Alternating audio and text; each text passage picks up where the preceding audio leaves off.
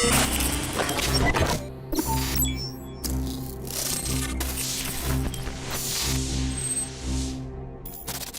I know you don't really get into politics a lot, but you're a smart guy. I want your take on, we can't say we're boys and girls, we're purple penguins. I'm not kidding, in public schools, because it's hurtful to be a boy or a girl for somebody that doesn't know what they are.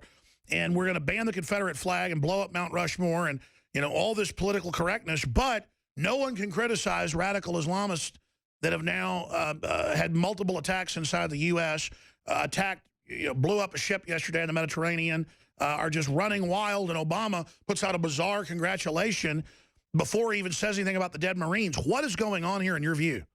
Well, you know, it's all about political correctness. It's about form over substance. I mean, we don't want to address the real issues or the real problems.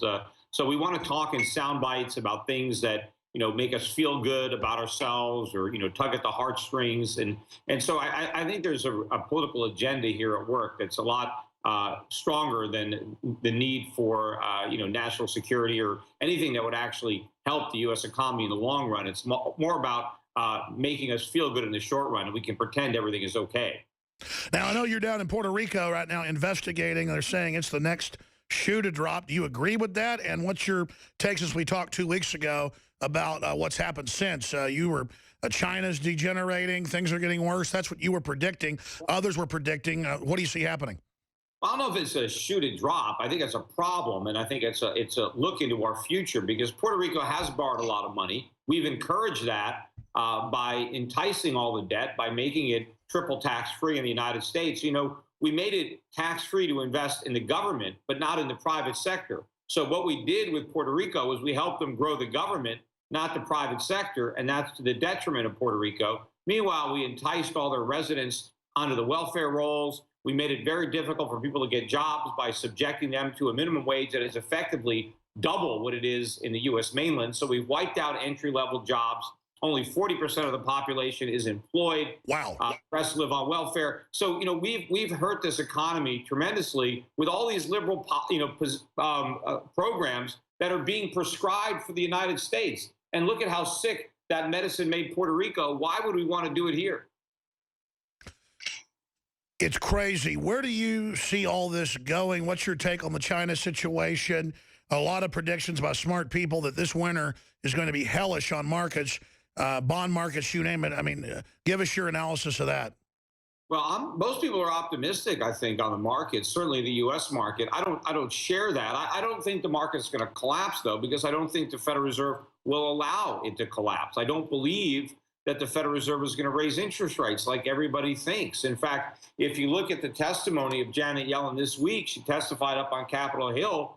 All the headlines were about how she's about to raise rates, how she reaffirms that the Fed's going to raise rates this year. That helped the dollar. That sent gold to a new low for the year. But if you actually look at what she said, she didn't say she was going to raise rates. All she said was that if the economy evolves the way they expect, which is a big if, because it never evolves the way they expect. They've been saying that for 2 years. If it gets better, they're going to raise them. Yeah, but they didn't even say they're going to raise them. All she said is if the economy evolves as they expect, it may be appropriate to raise rates. Not that it will be appropriate, but that it might be. And even if it is appropriate to raise them, that doesn't mean the Fed will raise them. I mean, the Fed could say, well, it's appropriate, but we're not going to do it because we don't want to. I mean, it's been appropriate to raise rates for years, and they haven't done it. In fact, it wasn't appropriate to lower them to zero. This is not about propriety. This is about expedience. And I think the Fed will keep interest rates at zero regardless of what's appropriate. Now, I always ask the questions when you come on, but what's on your radar screen economically? What's Peter Schiff looking at right now, both positive and negative? Look, I just look in amazement at how many people can be fooled by this gigantic bubble. And it's almost as if the bigger the bubble, the fewer people can see it. Because in my mind, this is worse than the bubble that led to the financial crisis of 2008. It's certainly worse than the bubble that led to the dot-com debacle in 2000, 2001. Yet everybody is so sanguine. Everybody thinks the U.S. economy is in great shape. They think Janet Yellen did a great job, just like they thought Alan Greenspan did a great job. He did a disastrous job. We lived through the 2008 financial crisis. That was the payback for what the mistakes that Greenspan made, except it wasn't payback enough because Ben Bernanke and now Janet Yellen came in to delay the full day of reckoning. We still haven't really dealt with all the consequences because we've postponed them with more quantitative easing, more 0% interest rates. But I think the economic crisis that we're heading for, the currency crisis, is going to dwarf, as far as the economic pain for average Americans and investors, than anything that happened in 2000 or 2008. Wow. What do you expect the politicians to do when that happens? Blame capitalism, blame a lack of regulation, blame the speculators. Who knows? They're going to point the finger everywhere but at themselves. But hopefully, because of talk shows like yours, enough information will get out there that more people will know to blame the government, to blame the bankers and the politicians for these problems, because capitalism didn't cause them. Had we had capitalism, we wouldn't have the problems. It's government interference with capitalism that is the cause of all these problems. Now, we're going to go to break and come back. I've got a bunch of economic questions I want to go over with you, but what are some of the other big things on your radar you're going to cover?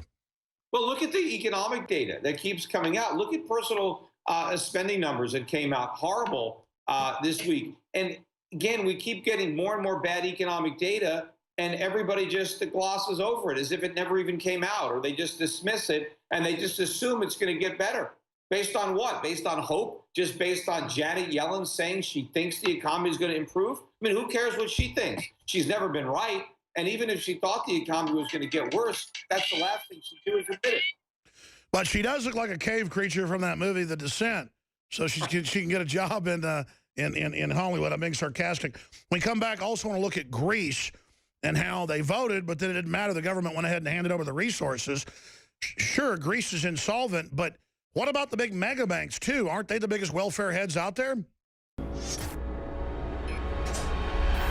Introducing Secret 12, the new InfoWars Life vitamin B12 formulation. Now, InfoWarsLife.com is excited to announce that we can bring you our most bioactive, powerful form of B12 that has been developed with our exclusive perfected process. Secret 12 is a binary of nutramedical grade, bioavailable coenzyme forms of B12. Secure your revolutionary Secret 12 formula right now at InfoWarsLife.com or call 888-253-3139.